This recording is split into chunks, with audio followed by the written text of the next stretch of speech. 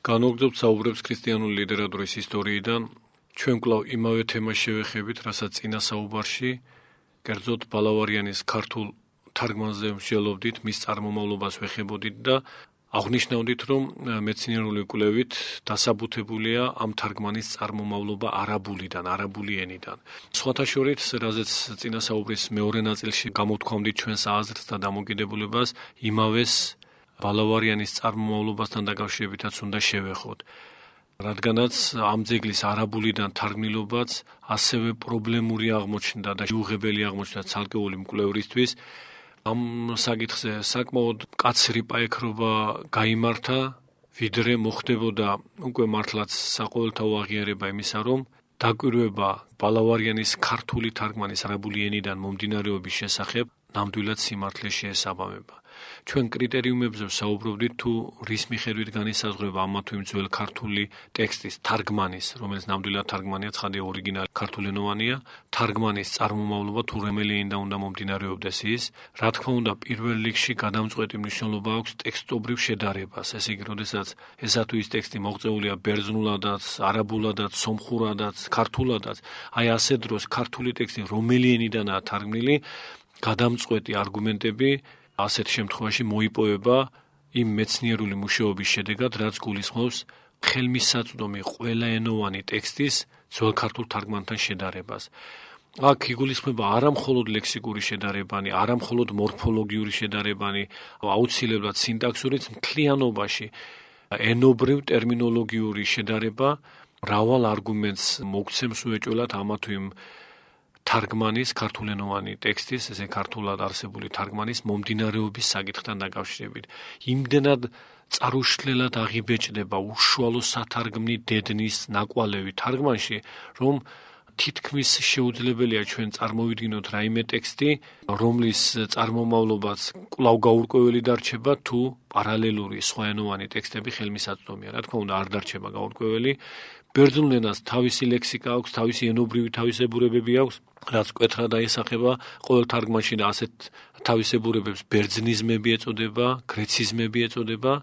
ასევე არაბულ ენას თავისი მკვეთრი თავისებურებანი აქვს და მას არაბიზმები ეწოდება, როცა თარგმანშია ის გამოვლენილი, სომხურს არმენიზმები და ასე სირიულ ენას სირიიზმები და სხვა.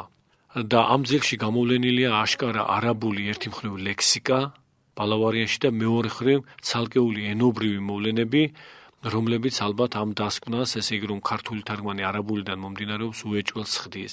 ცხადია, აქ მაინც არ იყო დიდი არჩევანი, იმიტომ რომ ბერძნულ ენაზე ეს ტექსტი გვიანდელია და იმ ბერძნულ ტექსტზე შემდეგ გვექნება საუბარი, ასევე სომხური ადრინდელი თარგმანი ჩვენ ბალავარიანისა არ გვაქვს, არ მოგვეპოვება და შესაბამისად ქრისტიანულ ენათაგან რჩებოდა ამ რეგიონში, რომლებზეც ბალავარიანი შეიძლებოდა არსებულიყო, სწორედ ეს ორი არაბული და სირიული. სირიულადაც დღეისათვის ბალავარიანის ტექსტი ცნობილი არ გახლავთ, ეს არაბულათა არსებითად ცნობილი და რამდენადაც ქართულ ტექსტშიც არაბიზმები გამჭვირვალეა, დასკვნა მკვლევარებისა სრულიად ბუნებრივია, რომ ქართული მომდინარეობს არაბულიდან.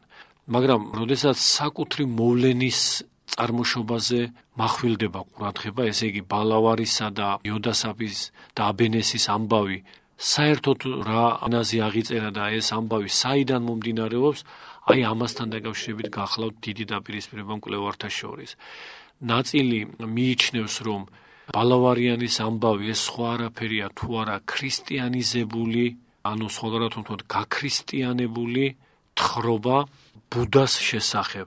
ბუდისტური სარწმუნოების საფუძვე გაუტამა ბუდას შესახებ ინდური ლეგენდის თუ ინდური გადმოცემის გაქრისტიანებული ვარიანტი, გაქრისტიანებული ვერსია არის ბალავარიანი. ასე მიაჩნია მკვლევართა ნაწილს და ეს აზრი მეცნიერულ კვლევაში დღეისათვის საკმაოდ ფეხმოკიდებულია.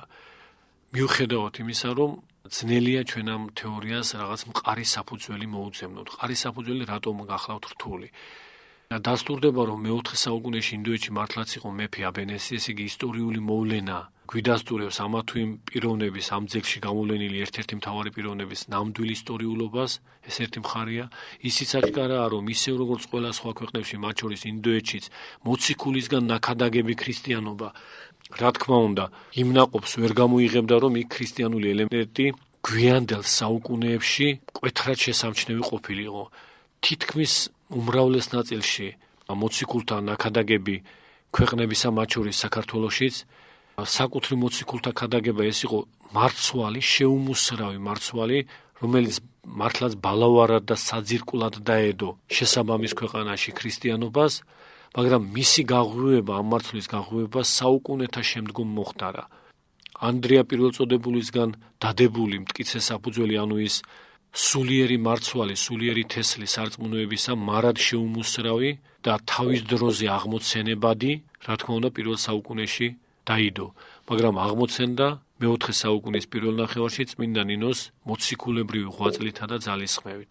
მსგავს ვითარებას ჩვენ თითქმის ყველა სხვა ქვეყანაში ვხედავთ და მათ შორის, როგორც ჩანს, ინდოეთშიც იგივე ვითარება იყო, რომ თომა მოციქულისგან ნაქადაგები მარცვალი გაღვივებული იქნა მეოთხე საუკუნეში აბენესის დროს. როგორც არ უნდა იყოს, ის ფაქტი, რომ ორი თხრობა ერთი მეორეს ემსგავსება, ესე იგი ქრისტიანული თხრობა აბენესის, იოდასაბის და ბალავარის შესახებ და ინდური თხრობა, წარმართული თხრობა ბუდას შესახებ, აუცილებლად უპირატესობას პირველს არასოდეს არ უნდა ვანიჭებდეთ. ზოგადად, რამდენადაც არაეკლესიურ ცნობიერებაში პირველადობა, უპირატესობა ყოველთვის წარმართულს არაეკლესიურს ენიჭება, ეს შინაგანი მექანიკური მოქმედებითაც შეეხდება ხოლმე, რომ როდესაც ორი მსგავსი მოვლენა დასტურდება, თქვათ, საეკლესიო ტრადიციაში და წარმართობაშიც, უყოყმანოდ პრიორიტეტს განუკუთვნებენ სწორედ იმ წარმართულს და მისგან მომდინარედ სახავენ ქრისტიანულს.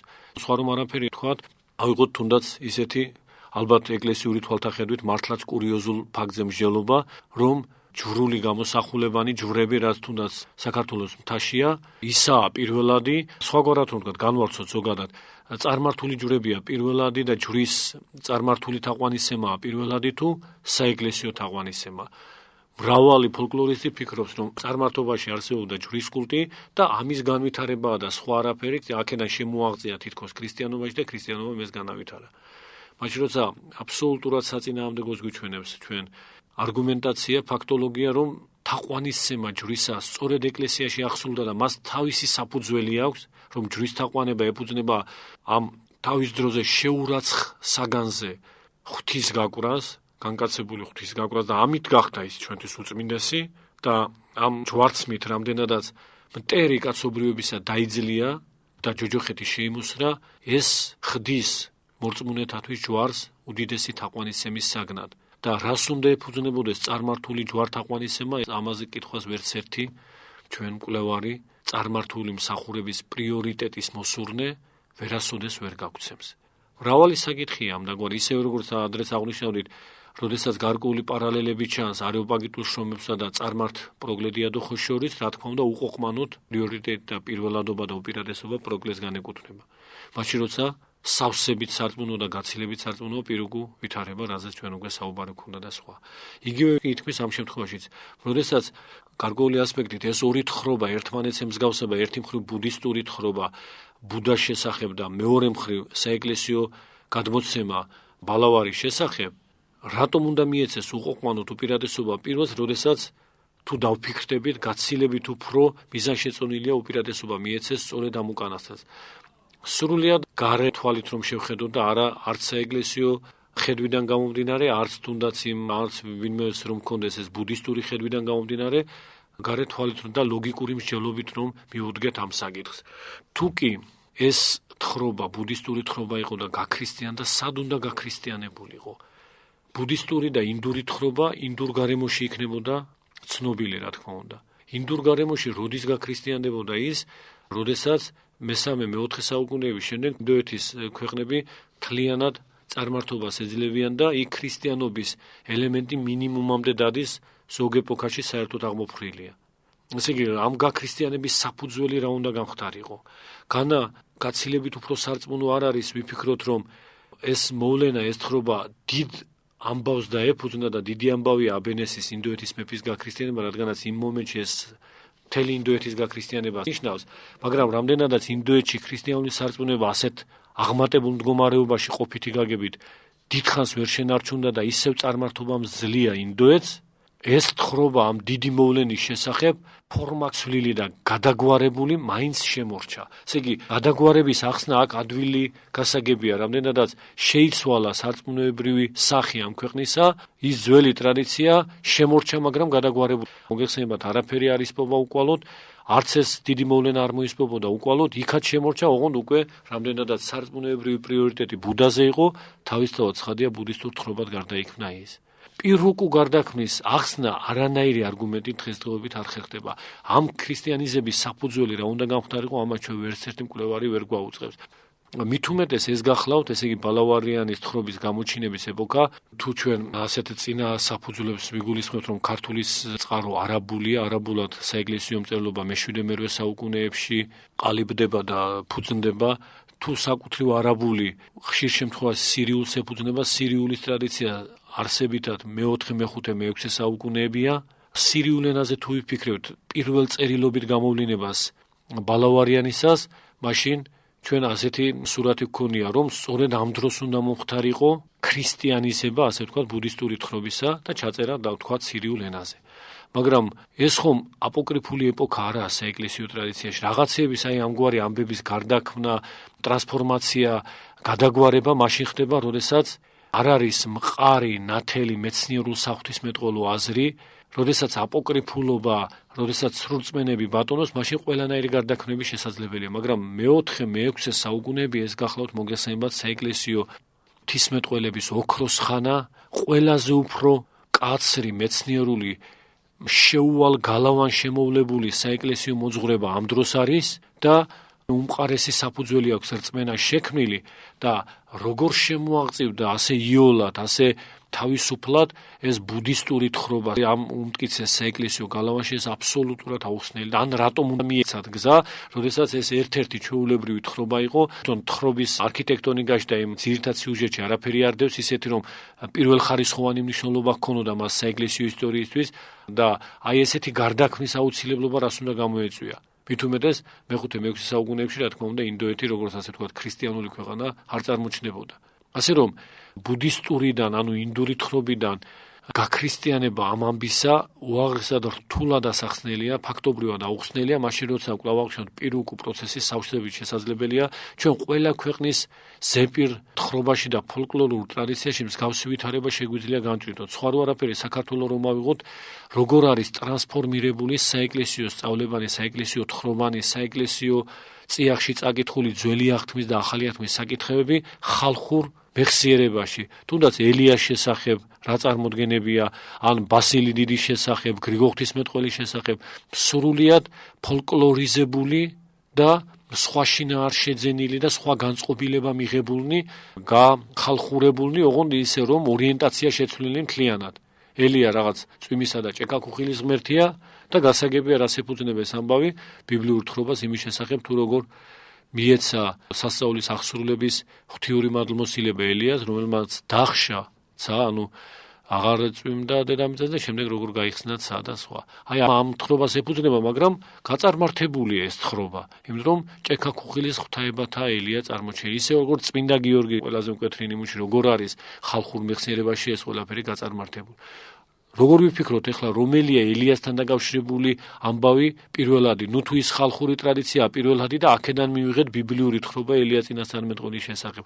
ანდა წმინდა გიორგის შესახებ ის ხალხური ტრადიციებია პირველადი და აქედან მივიღეთ წმინდა გიორგის შესახებ ჰაგიოგრაფიული აღწერილობა და სხვა. რა თქმა უნდა, ყველაფერი სავსებით ცხადია, სავსებით გასაგებია. ჩვენ იმასაც კი ვხედავთ, რომ ხალხურ მეხსიერებაში როდესაც ესე იგი ეკლესიური ცნობიერება მოშლილია ასეთ გაწარმართებას და ტრანსფორმირებას განიცდის, ლიტურგიკული ნაწილიც კი კურთხევითი ტექსტები კარგად არის ცნობილი, როგორა თითქოს მექანიკურ დონეზე შენარჩუნებული, მაგრამ ორიენტაციით მთლიანად შეცვლილი და სხვა. ეს ყველაფერი ყველა ერში, ყველა ქვეყანაში ამგვარად ხდება და ეჭვი არ არის, რომ ამგვარ ვითარებასთან გვაქვს ჩვენ ადგილი ბალავართან დაკავშირებით, რომ როდესაც კვლავ იმძლავრა ინდოეთში წარმართობამ და მთელი ქვეყანა მოიცვა, ეს თხრობაც დიდი მოვლენის შესახებ ასევე გაწარმართდა და ეს მნიშვნელოვანი, დიდად მნიშვნელოვანი ფილოსოფიური ძეგლიც, რა თქმა უნდა, ტრანსფორმირებული იქნა ბუდისტურ და ინდურ თხრობად.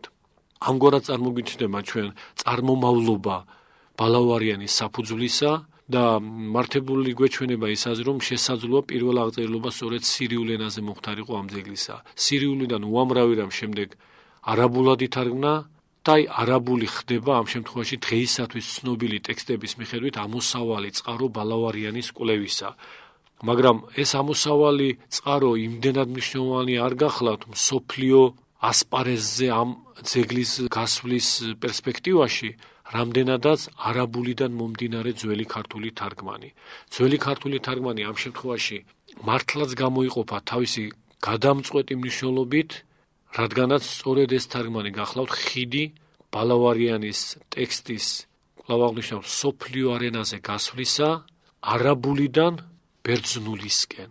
ბერძნული როგორც მსოფლიო ენა, თუმცა ამ დროისათვის ლათინური ფაქტობრივად ეცილება მას ამ მსოფლიოობაში, გლობალურობაში, მაგრამ ეს მდგომარეობა ამ შემთხვევაში ბერძნულ ენას ჩრდილს არ აყენებს, იმიტომ რომ ბერძნული თვით ლათინურთანაა უმჭიდროსად დაკავშირებული და ნებისმიერი რამ მნიშვნელოვანი მოვლენა, რაც ბერძნულ ენას უკავშირდება, მყისვე აისახება ლათინურშიც. შესაბამისად, როდესაც ვამბობთ, რომ ქართული ხიდია არაბულიდან ბერძნულისკენ, ეს თავისთავად ნიშნავს, რომ ქართული ხიდია არაბულიდან ლათინურისკენ ბერძნულის გზით და ბერძნულ-ლათინურიდან მთელი მსოფლიოსკენ ამ ძეგლისა.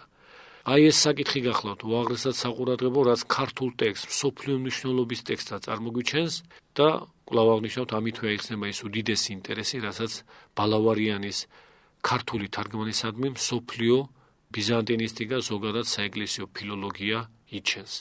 მაგრამ ამ საკითხებს ჩვენ შემდეგ საუბარში შევეხებთ. გმადლობთ ყურადღებისათვის.